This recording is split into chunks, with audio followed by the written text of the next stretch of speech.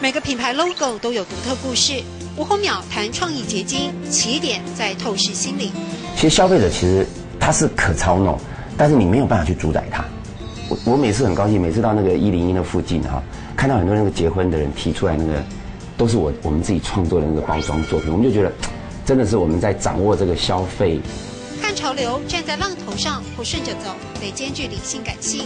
若说创意发想是个点，那么历史文化、族群情感、商业利基都得研究，才能拉线成面。台湾的客家人跟油桐花刚好是完整的等号，但其他全世界的客家人就不等同于有油桐花哦。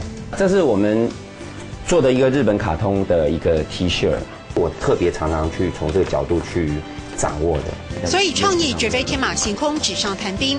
吴宏淼用大量时间帮伙伴上课，也向学生和企业主传授品牌设计概念。10多岁的年岁，我们看到一个经验是，任何的道理都是 yes and no， 中间是 and， 不是 o 哦。但是如果我今天我到了60岁，我的直观就可以控制一切了。为什么？因为我的直观里面有很多客观。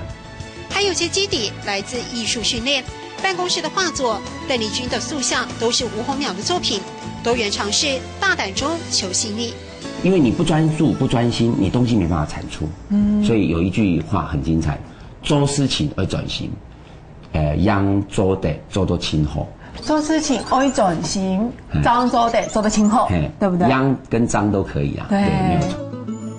创意总监说，产业潮流从工学院、商学院进入到文学院，指的是大家对于内在精神层面的不断追求。而其实创意也是如此，汇集来说就是知识力的展现。做事情爱转型，脏做的做到清后。